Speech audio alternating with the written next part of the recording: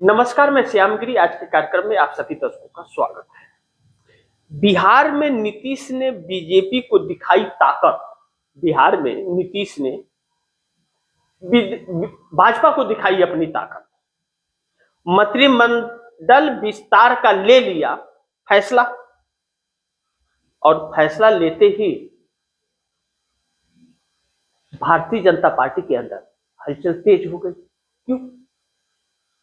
दो तीन चीजें हैं जो बड़ी महत्वपूर्ण है, जो भारतीय जनता पार्टी के लिए शुभ संकेत नहीं दे रही है। अब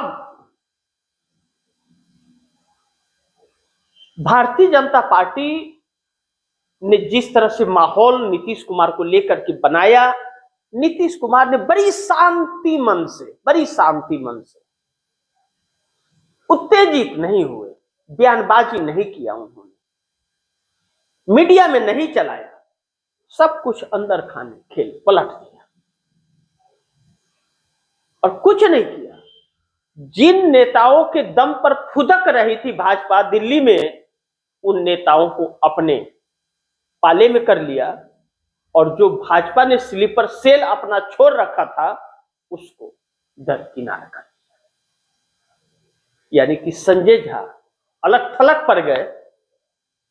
पार्टी के कार्यकारी अध्यक्ष बनकर के खूब कुर्ता पैजामा झाड़ करके चल पड़ रहे थे, वह अलग थलग पड़ गए और लल्लन सिंह जो गोद में बैठाया गया था उनको अपने तरफ खींच रहा है। इसका बड़ी महत्व है।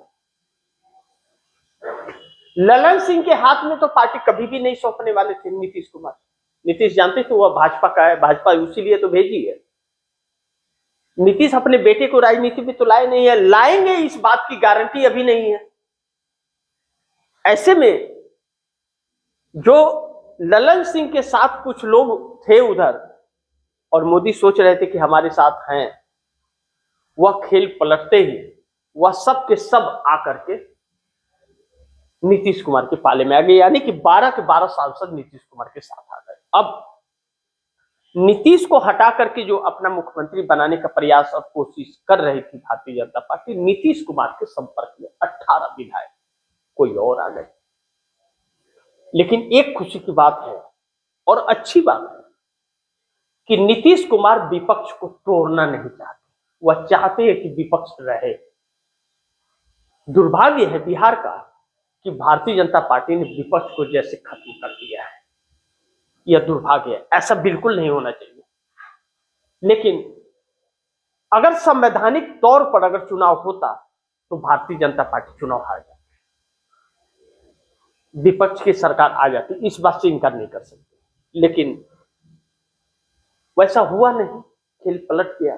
अब विपक्ष है ही नहीं किसी काम का और अब तेजस्वी यादव की राजनीति बची रहेगी तब जब नीतीश कुमार चाहेंगे तब, वरना तेजस्वी यादव 5 साल में पूरी तरह से खत्म हो जाएंगे, राजनीति उनकी खत्म हो जाएगी, उनकी आवाज सुनने वाला भी कोई नहीं बचेगा। घर तो खाली करा ही दिया गया है। अब ऐसे में तेजस्वी यादव तो की राजनीति तो संकट में है।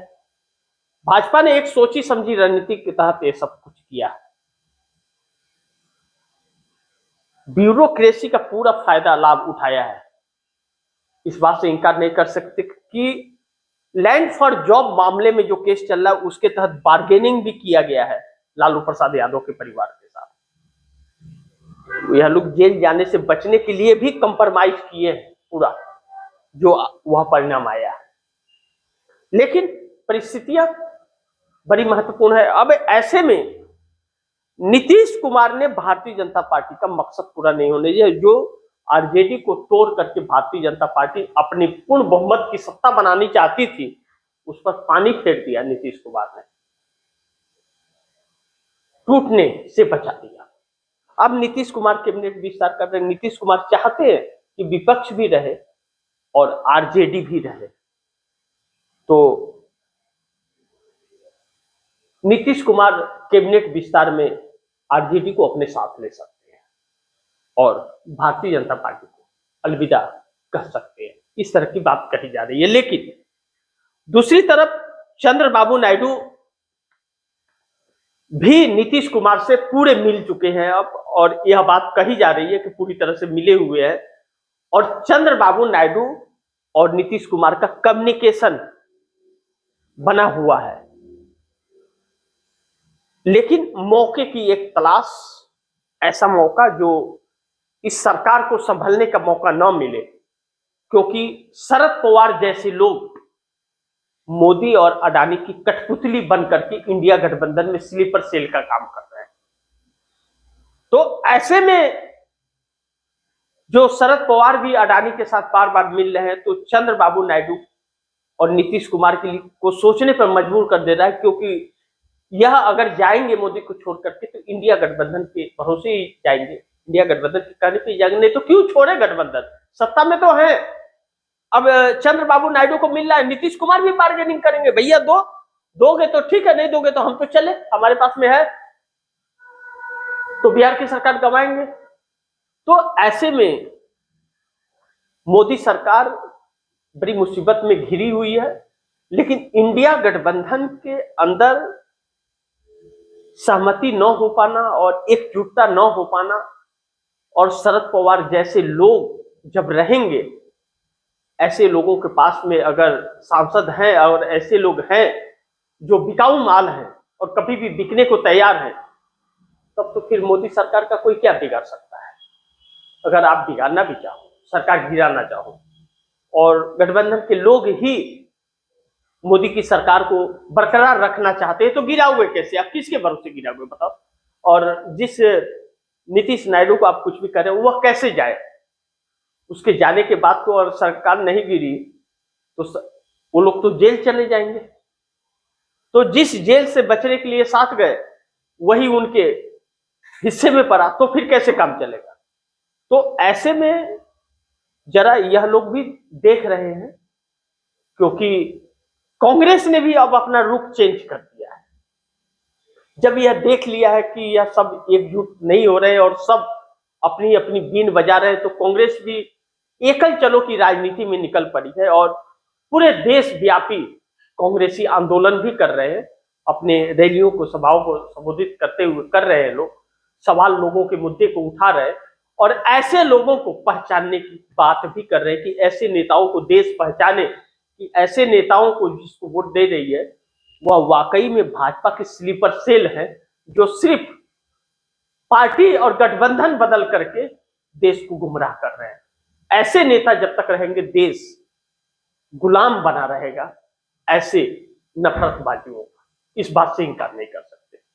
अब देखते हैं कि मोदी की कुर्सी और कितने दिन, मोदी की कुर्सी और कितने दिन, खेल तो अभी बाकी है, वक्त का इंतजार कीजिए।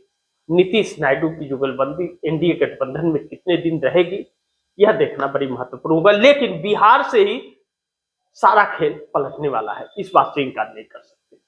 तो देखते हैं क्या होता है, जो भी होगा खबरें आप दर्शकों तक लाते रहूंगा। आप दर्शकों की क्या राय है, क्या सुझाव है, कमेंट बॉक्स में जरूर दीजिएगा। इस खबर को ज्यादा से ज्यादा शेयर कीजिए, अपने दोस्तों को भी कहिए आगे शेयर करें। आपने अगर चैनल को सब्सक्राइब नहीं किया, सब्सक्राइब कर लीजिए, अपने दोस्तों को भी कहिएगा चैनल को सब्सक्राइब करें। मिलते हैं अगली खबर के साथ, तब तक के लिए नमस्कार।